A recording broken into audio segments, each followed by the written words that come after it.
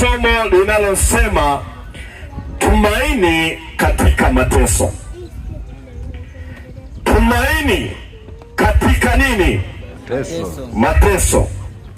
Na tunao moto wetu ambao tunatembea nao, ikiwa ni kauli mbiu ya mahubiri yanayotoka Njombe Net Event, yanayokuja kwa jina linalosema tumaini lenye baraka. Haleluya, amen. Nikisema Kijiweni 2026 unasema tumaini lenye nini? Baraka. Kijiweni 2026 tumaini lenye baraka. Murumo 2026 tumaini lenye baraka. Uchanga 2026 tumaini lenye baraka. Kata ya Chifumfu 2026 tumaini lenye baraka. NGBF 2026 tumaini lenye baraka. Roho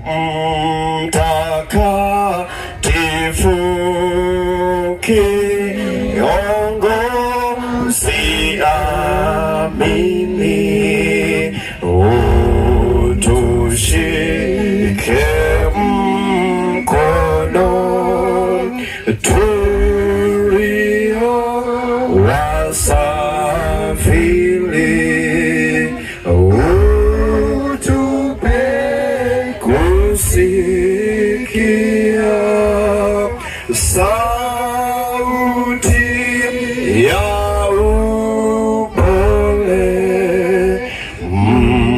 msafiri hata naongoza nyumbani. Muumbaji, mfalme, baba yetu, tunakushukuru kwa sababu Yesu ulipokwenda mbinguni haukutuacha kuwa yatima. Ulisema tubaki Yerusalemu katika chumba cha juu tusubiri uongozi wa Roho Mtakatifu. Nami ninaomba Baba, Roho Mtakatifu awe kiongozi wangu katika kutano hili. Ninaomba Roho Mtakatifu awe kiongozi kwa mtu mmoja katika kutano hili. Ninaomba Roho Mtakatifu awe kiongozi kwa yule mama na yule baba anayesikia akiwa mbali. Ninaomba kwa uongozi wa Roho Mtakatifu tusikie sauti yako ya upole. Tusikie sauti yako ya upole ikinena mioyoni mwetu. Tusikie sauti yako ya upole Baba ikitutia moyo. Tusikie sauti yako ya upole Baba ikiturejesha. Tusikie sauti yako ya upole Baba ikituonya. Tusikie sauti yako ya upole Baba ikituelekeza karibu na msalaba wa Kalvari kwa ajili ya wokovu. Sema nasi tuko tayari kusikia katika jina la Yesu Kristo. Amen. Tumaini katika mateso. Tumaini katika mateso. Kila mmoja ana uzoefu wake wa aina tofauti wa mateso aliyokutana nayo kwa nyakati tofauti tofauti. Changamoto nilizokutana nazo mimi sio changamoto ulizokutana nazo wewe. Bwana asifiwe. Amen. Haleluya. Amina. Majaribu ninayokutana nayo mimi sio majaribu unayokutana nayo wewe. Kuna wakati yanaweza yakafanana, lakini yanaweza yakatofautiana. Tumaini katika mateso. Wapendwa, ninatamani tuzungumuze habari za tumaini ndani ya siku 21. Haleluya. Maana hata hivyo tumezungumuza sana habari za kukatisha tamaa kwa miaka na kwa miezi. Zamu hii siku 21, habari za tumaini lenye baraka. Bwana asifiwe. Amen. Habari za tumaini lenye baraka. Haleluya. Habari ambazo hazikatishi tamaa. Haleluya. Amen. Habari ambazo zinatia moyo. Haleluya. Amina. Na ndani ya siku 21 tutaangalia visa mbalimbali ambavyo watangulizi wetu wamewahi kupita katika mabonde, wamewahi kupita katika changamoto, lakini zamu hii walipata tumaini. Rafiki, jipe moyo. Amina. Mwambie rafiki yako jipe moyo. Amina. Usiwe na wasiwasi. Muda kitambo yataisha. Haleluya. Jipe moyo. Haleluya. Amen. Jipe moyo. Haleluya. Amina. Hata kama unanisikia uko mbali, rafiki, jipe moyo. Mikutano hii ni ya tumaini lenye baraka. Haleluya. Amina. Iko saa machungu na maumivu yatakwisha. Yawezekana tulitumia muda mwingi kulia, Mungu ametuandalia nafasi ya kucheka. Haleluya. Amina. Tulitumia muda mwingi kwenye huzuni, lakini iko tabasamu mbele yetu. Naomba mwalike Roho wa Mungu awe pamoja nawe. Amen. Wapendwa, natamani tutafakari kisa cha mtu ambaye amewahi kuandikwa habari zake karne nyingi zilizopita. Kisa cha mtu ambaye ameonekana kuwa shujaa katika vizazi na vizazi. Huyu sio mwingine, ni nabii Yeremia. Bwana asifiwe. Amen. Nabii Yeremia. Nabii Yeremia. Nabii Yeremia. Bwana asifiwe. Amina. Nabii huyu Yeremia, ninatamani tujifunze habari zake siku ya leo. Sikiliza nikwambie, jambo la kwanza, Yeremia anaitwa kufanya kazi ya utumishi, na wakati huo akiwa ni mtoto mdogo. Bwana asifiwe. Mungu alipomuita Yeremia alikuwa na sababu ya kukataa, na kwa sababu alikuwa na sababu ya kukataa,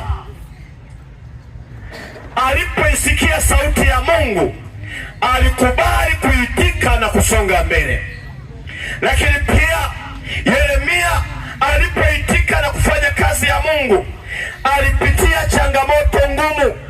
Wapendwa, ninawaalika mchana wa leo, katika Kristo maisha yetu yanaweza kuanza na majaribu. Bwana asifiwe. Yeremia alipoitika na kufanya kazi ya Mungu, maisha yake yalianza na majaribu, maisha yake yalianza na mateso, maisha yake yalianza na huzuni, maisha yake yalianza na changamoto. Lakini nataka nikwambie, Yeremia alipoitwa, maisha yake yalianza na kukataliwa. Bwana asifiwe. Bwana asifiwe. Yawezekana umeanza maisha na majaribu, usiogope. Yawezekana umeanza maisha na mateso, usiogope. Bwana asifiwe. Amen. Yawezekana umeanza maisha na kukataliwa, usiogope. Haleluya. Usiogope. Yeremia alipoitwa kuwa nabii wa mataifa, alipoanza kazi ya ujumbe aliyoitiwa, Yeremia alikutana na upinzani mkali, lakini nataka nikwambie, bado hakuogopa. Bwana asifiwe. Sikiliza, unaweza ukaanza na maisha ya huzuni, unaweza ukaanza na maisha ya kukataliwa, unaweza ukaanza na maisha ya mateso. Wakati mwingine mtu huona kana kwamba amezama kabisa katika shida. Ndivyo ilivyokuwa kwa Yeremia. Bwana asifiwe. Kuna wakati tumehisi tumezama. Maombolezo ya Yeremia sura ya 3 na ule mstari wa 54. Niombe Mesha Kristo utusomee, au umeshafika? Tusomee sasa. Maombolezo sura ile ya 3 mstari wa 54. Mstari wa 54. Twende msomaji. Tusoma Kiswahili cha kisasa. Neno la Mungu linasema, maji yalifunika juu ya kichwa changu. Sasa inabidi usome kama mhubiri. Sawa rafiki yangu? Amen. Usinipunguzie mwendo nisipokuambia. Amina. Tembea twende msomaji. Maji yalifunika juu ya kichwa changu. Maji yalifunika juu ya kichwa changu. Nami nikafikiri nilikuwa karibu kukataliwa mbali. Nami nalifikiri ya kwamba nilikuwa wapi? Karibu kukataliwa mbali. Karibu kukatiliwa mbali. Twende msomaji. Nilitia jina lako e Bwana. Ndipo Yeremia akalitia jina la Bwana kutoka vina vya shimo. Kutoka vina vya shimo. Ulisikia ombi langu. Ndipo Mungu alisikia ombi la Yeremia. Usikizibie masikio yako kilio changu. Usizibe masikio juu ya kilio changu. Nikuombapo msaada. Ninapokuomba msaada. Sikiliza. Yeremia kuna wakati alipita katika changamoto ngumu. Aliwahi kukamatwa, aliwahi kupigwa, aliwahi kufungwa, aliwahi kudumbukizwa kwenye shimo refu, na ikafika wakati Yeremia akakata tamaa. Ndipo akakumbuka uko msaada kwa Mungu. Bwana asifiwe. Amina. Nikuulize swali rafiki yangu. Katikati ya changamoto zinazokukabili, katikati ya matatizo yanayokuandama, je, ni nani unayemkumbuka aliye msaada wako? Bwana asifiwe. Naomba nikutangazie mchana wa leo, katikati ya kukata tamaa lipo tumaini. Haleluya. Amen. Katikati ya huzuni kuna tumaini. Haleluya. Katikati ya hofu kuna tumaini. Haleluya. Amen. Katikati ya bonde zito liko tumaini. Amina. Tamani niwaambie haya maisha haya tulionayo. Maisha haya tulionayo yana changamoto nyingi. Na hata kila kunapokucha dunia inatueleza matatizo, haina suluhisho la tumaini. Kila kunapokucha matatizo yanaongezeka. Kila kunapokucha changamoto zinaongezeka. Lakini nataka niwaambie, pamoja na hayo, kuna wakati tunasafiri na kutafuta tumaini. Badala ya kupata tumaini, tunatoka kwenye bonde zito, tunazamishwa kwenye kina kirefu cha maji, na uwezo wa kutoka hatuna. Yuko Yesu anayeweza kutusaidia. Amen. Bwana asifiwe. Amina. Yuko Yesu anayeweza kutusaidia. Kuna wakati tumezama katika shimo refu. Mimi sijui shimo lako, lakini huenda unajua shimo lako.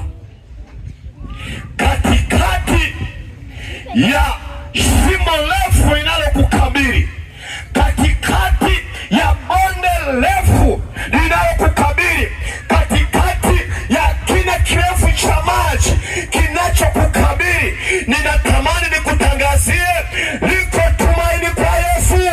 Amina. Bwana asifiwe. Amina. Natamani nitangaze tumaini la Yesu Kristo asiyeweza kushindwa na maji. Haleluya. Amen. Asiyeweza kushindwa na shimo. Haleluya.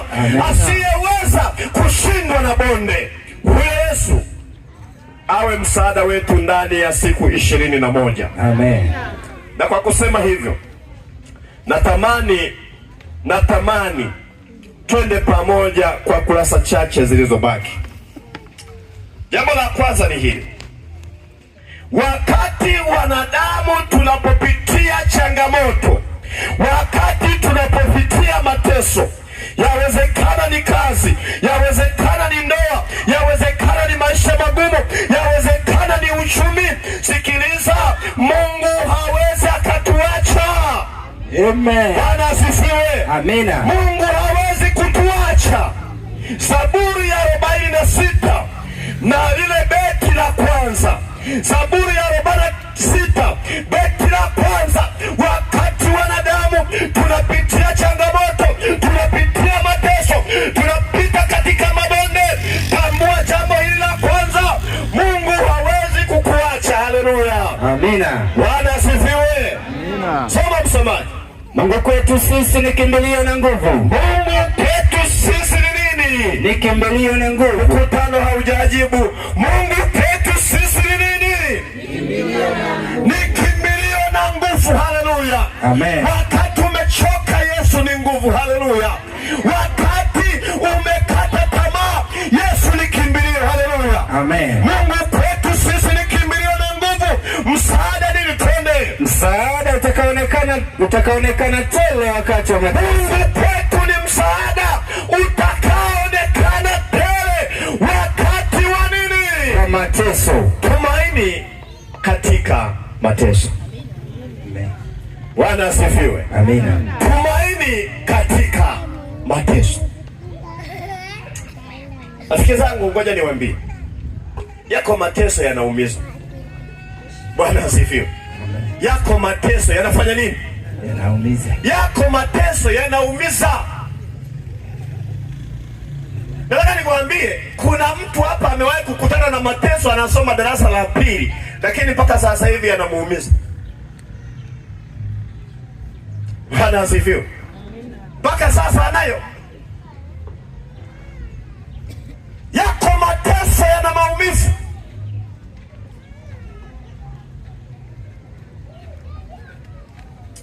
Tunamshukuru Mungu kwa kuweka siri ya moyo. Haleluya.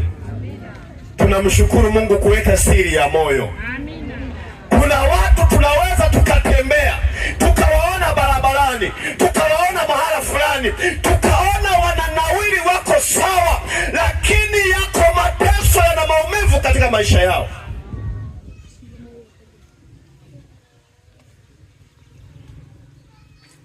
Bwana asifiwe. Amen. Sasa usionekane sasa hivi sasa una mateso. Hapa ni tumaini. Bwana asifiwe. Hapa ni nini tu? Ni tumaini. Sasa muda huu tayari umeshaingia kwenye tutakugundua hapa ni tumaini. Bwana asifiwe. Yako mateso yanayoumiza, lakini nataka nikwambie, pamoja na hayo yote, Mungu hajakuacha. Ukitaka kugundua Mungu hajakuacha, ndio maana uko hai. Bwana asifiwe. Amen. Ndio maana unaishi. Haleluya. Ndio maana unatembea. Haleluya. Ndio maana unafanya kazi. Haleluya. Ndio maana umekuja kwenye ibada. Haleluya. Mungu hajakuacha. Bwana asifiwe. Nataka utambue jambo moja lifuatalo, pamoja na kwamba mateso yanatuandama, hayawezi kusitisha safari yetu. Haleluya. Songa mbele. Bwana asifiwe. Amen. Unasitisha safari kwa sababu ya mateso? Kijana, usisitishe masomo kwa sababu ya changamoto unazozipitia. Endelea na elimu. Bwana asifiwe. Amen. Songa mbele. Haleluya. Amen. Katikati ya changamoto kuna ushindi. Haleluya. Katikati ya mateso kuna ushindi. Haleluya. Amen. Mama uliyeko hapo naye nisikia, katikati ya mateso ya mume wako iko faraja mbeleni. Amen. Songa mbele. Haleluya. Amen. Unasitisha safari ya ndoa. Bwana asifiwe. Unasitisha safari. Na ngoja nikwambie kitu hiki ni kuongezee. Unapositisha safari ya kwanza ya mateso, sio mwisho wa mateso. Ninaeleweka? Lakini unapositisha safari ya kwanza ya mateso, sio mwisho ya nini? Mateso. Yakabili mateso mpaka yaondoke. Haleluya. Dumu katikati ya changamoto mpaka changamoto ikuachie. Amina. Jambo moja naomba nikusaidie. Hatuyakimbii matatizo kuwa na amani, bali tunayakabili matatizo tuwe na amani. Bwana asifiwe. Amen. Hatuyakimbii matatizo kuwa na amani, bali tunayakabili matatizo tuwe na nini? Na amani. Tuwe na amani. Kabiliana na changamoto unazokutana nazo ili uwe na amani. Bwana asifiwe. Amen. Moja, ninaomba nikusaidie. Kwa nini? Sikiliza nikwambie, unapokimbia matatizo ili uwe na amani, matatizo yanaongezeka ili uteseke zaidi. Bwana asifiwe. Amen. Siku moja nilikuwa nina mtu mmoja nilikuwa na safari. nikawa ninarudi. Wakati ninarudi nikakutana na mtu mmoja akaniomba lifti, nikampakia. Tulipoanza safari, wakati ninazungumza naye akaniambia, bana, mimi nina changamoto na hapa nilipo, aliniomba lifti akasema, na hapa nilipo sina nauli, ninatoka kumuona mke wangu. Nikamuuliza kwa nini? Akasema, bana, mke wangu yuko sehemu fulani, siwezi kutaja. Akasema hiyo sehemu mke wangu anatibiwa, na hapa ninarudi nyumbani, ninafanya mpango wa kuhama kwa sababu ugonjwa umeonyesha eneo tulilokuwa tunaishi na mke wangu lina shida. Hivi ninaeleweka? Yaani wanahama kwa sababu eneo walilokuwa wanaishi yeye na mke wake lina nini? Lina shida. Kwa hiyo wanahamia eneo ambalo halina nini? Halina shida. Halina shida. Kuna mtu hapa na mpango huu? Bwana asifiwe. Yupo mtu anamlea na mpango huo? Sasa sikiliza. Nilipokuwa naongea naye nikagundua anasema, anatoa maelezo, anasema mimi mke wangu nilimuoa ni mzima, lakini ameugua ajabu, kwa hiyo shida ni eneo. Kwa hiyo kumbe kuna maeneo yanauguza. Nikamuuliza, sasa rafiki yangu, huko ulikoenda kuangalia eneo jingine umefanya research, wanawake hawaugui? Wanaumwa. Bwana asifiwe. Wanafanya nini? Wanaumwa, wanaugua. Nikamuuliza jambo la pili, shida ni nini? Akasema, mimi ninaona kuna shida kwa sababu wakati tupo nyumbani usiku, siku moja alikuja paka, nilipompiga akalia kama mtu na mke wangu akaanza kuugua. Nikamuuliza swali la pili, huko unakoenda hakuna historia ya paka? Sijui. Lakini nikwambie rafiki yangu, huyu ndugu alikimbia kutatua nini? Changamoto. Lakini nataka nikwambie, hata unakokimbilia kuna changamoto. Sikabili changamoto katikati ya bonde, yuko Mungu anayeweza kukusaidia. Haleluya. Yeremia anasema wakati wa mateso alimuita nani? Alimuita Bwana. Bwana asifiwe. Amen. Jambo lingine la kujifunza ni hili: Mungu wetu sio Mungu wa kificho. Hata katikati ya shida bado Mungu yupo, anaonekana. Bwana asifiwe. Amen. Mungu wetu sio Mungu wa kificho. Hata katikati ya shida Mungu anafanya nini? Anaonekana. Anaonekana. Nataka nikusaidie jambo hili. Katikati ya changamoto maombi yana nguvu. Bwana asifiwe. Amen. Katikati ya changamoto maombi yana nguvu. Nataka nikwambie rafiki yangu, tumia muda mwingi kuomba shida zako zitoke. Usitumie muda mwingi kueleza shida zako. Haujanielewa? Bwana asifiwe. Tumia muda mwingi kuomba shida zako zitoke. Usitumie muda mwingi kueleza shida zako. Maana hata unayemweleza shida zako naye ana shida. Bwana asifiwe. Sina yana shida. Za Samsoni tuko pamoja. Bwana akubariki. Tumia muda mwingi kueleza shida zako kwa Mungu, kumuomba Mungu ili shida na matatizo yaondoke, kuliko kutumia muda mwingi kueleza shida zako kwa watu.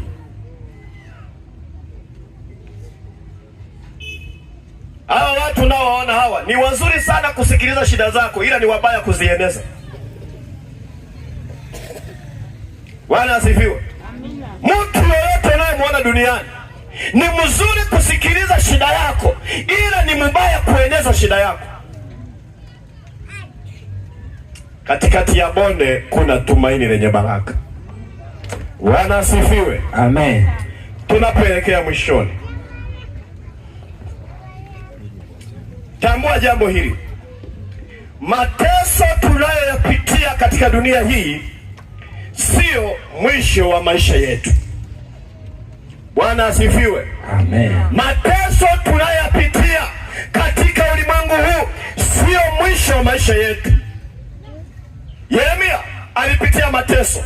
Yeremia alifungwa gerezani. Yeremia alikataliwa. Yeremia alitupwa shimoni. Kuna wakati tutafungwa, kuna wakati tutakataliwa.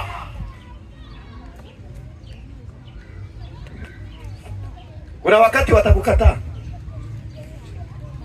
Bwana asifiwe. Kuna wakati utakataliwa kazini. Kuna wakati utakataliwa na watu. Kuna wakati utakataliwa na wazazi.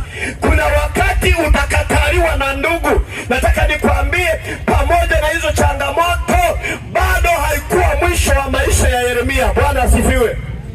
Songa mbele kwa imani, maana liko tumaini lenye baraka.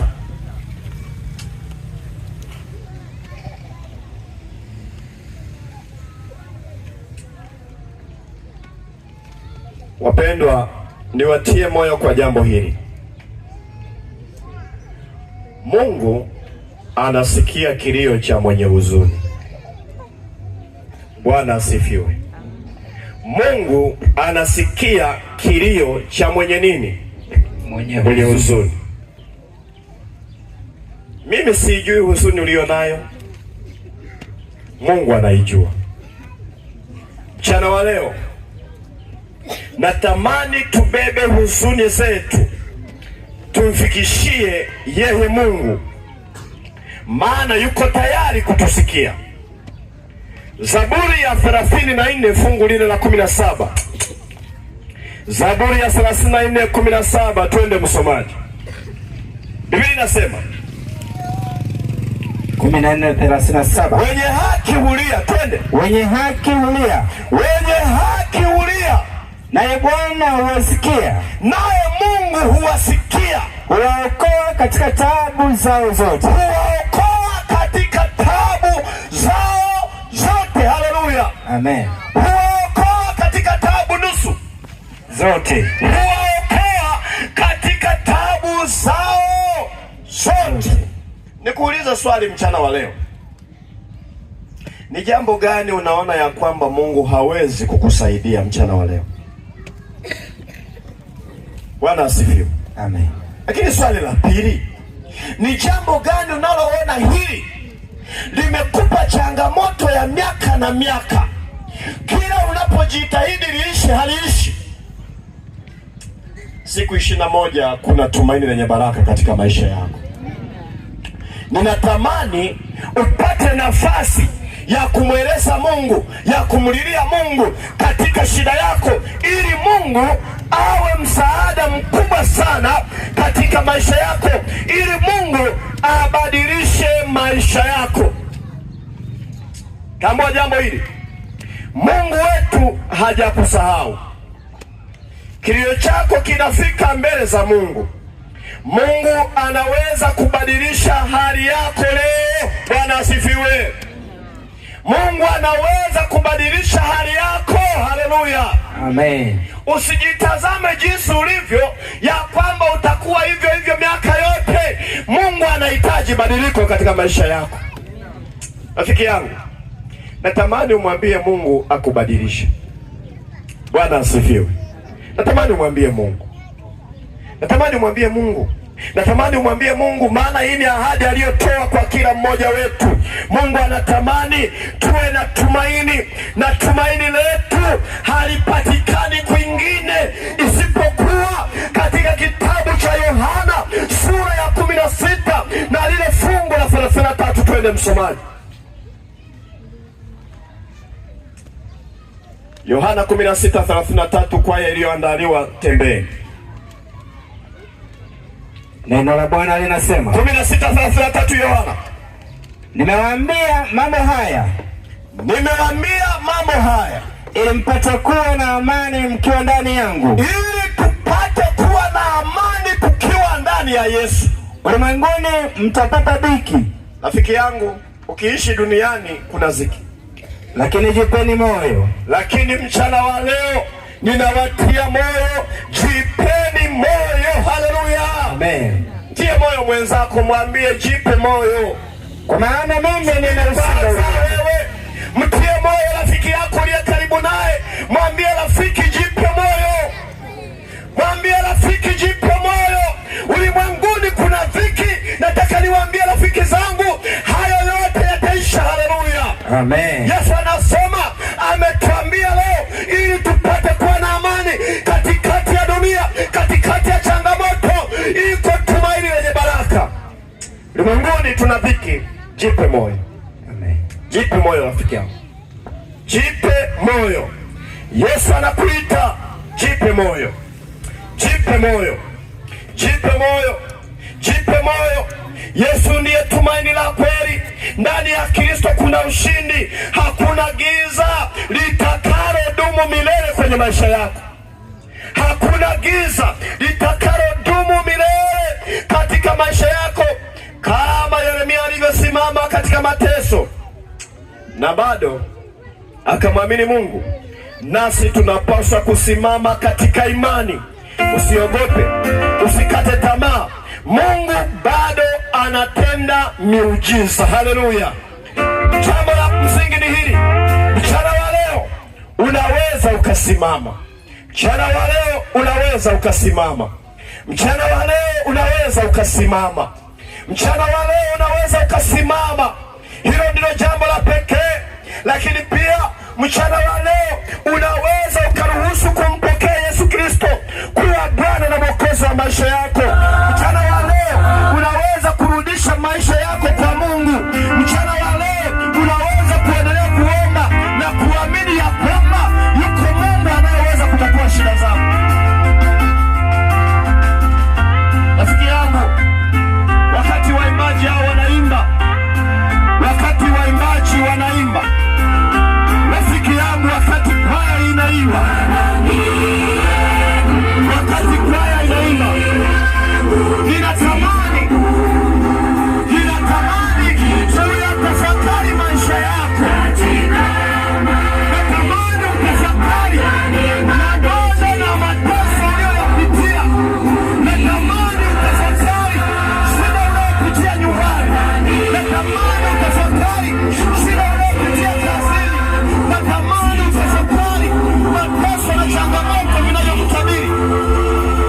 Na mchana wa leo natamani tupate jibu sahihi juu ya changamoto na maumivu na mateso makali tunayopitia. Kama ya maji matulivu, Yesu anatuongoza. Na wito wangu wa pekee ni huu.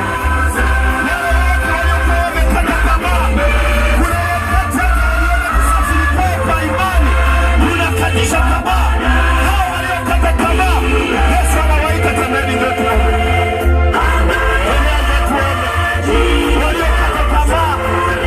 Waliokuwa wamekata tamaa, wamepitia changamoto, wamepitia mabonde, Yesu anawaita jioni ya leo, mchana wa leo, anatamani kuwatia nguvu. Umekata tamaa, tembea njoo tuombe. Tembea njoo tuombe. Tembea njoo tuombe. Tembea njoo tuombe. Ninajua kuna wakati umekata tamaa kwa jambo fulani. Bwana akubariki sana. Bwana akubariki sana. Natamani sasa wale wa mimbani na wafanyia fujo, natamani nishuke.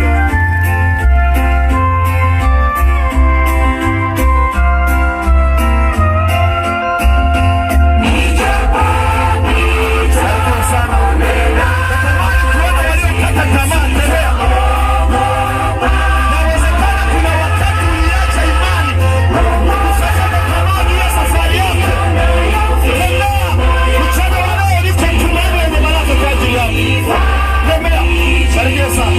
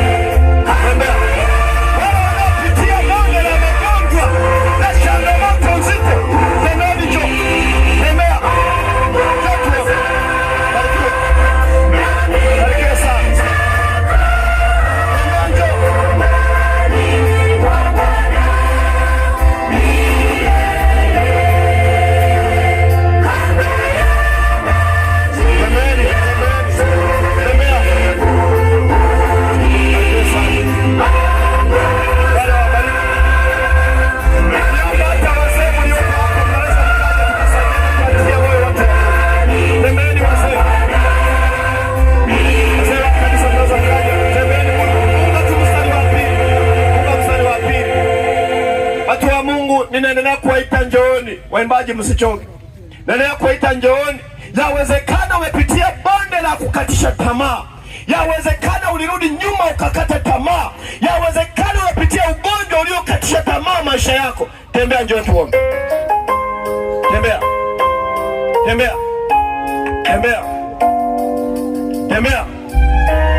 Tembea. Na wito huu ninaita mtu yoyote, hata kama wewe hujaja kwenye ibada hii na uko nyumbani, tembea, njoo tuombe. Tembea, njoo tuombe. Hata kama uko kwenye biashara yako, unaweza ukaiacha kwa dakika. Tembea, njoo tuombe, maana anakuita ni Yesu. Tembea, njoo tuombe. Tembea. Tembea. Hata kama uko mbali, tembea, njoo tuombe. Yesu anakuita, njoo tuombe, njoo tuombe, tembea. Hata kama uko mbali, tembea, njoo. Barikiwe sana. Barikiwe sana. Barikiwe sana. Barikiwe sana. Barikiwe sana. Barikiwe sana. Barikiwe sana. Hata kama uko mbali, tembea, njoo. Yesu anakuita, tembea, njoo.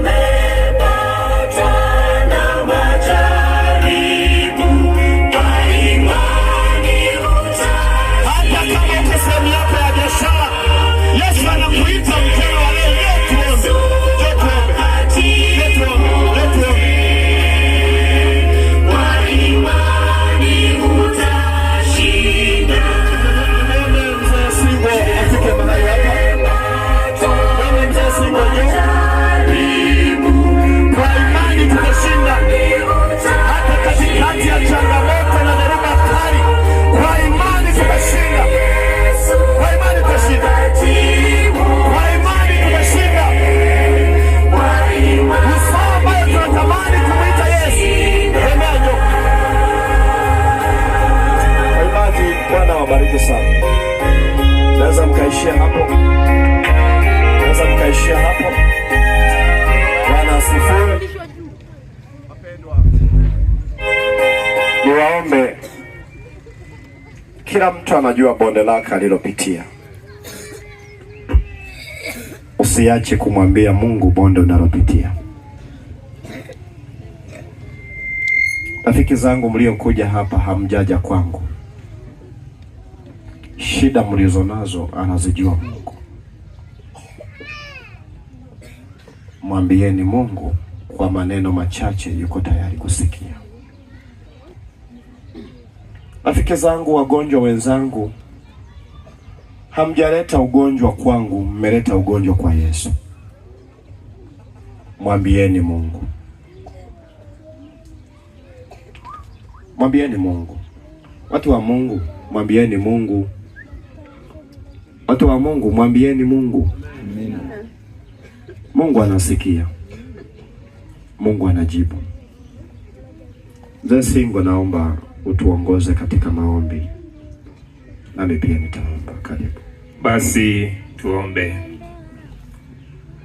Baba, asante kwa sababu umeruhusu tuweze kukutana mahali hapa. Sifa na utukufu virudi kwako.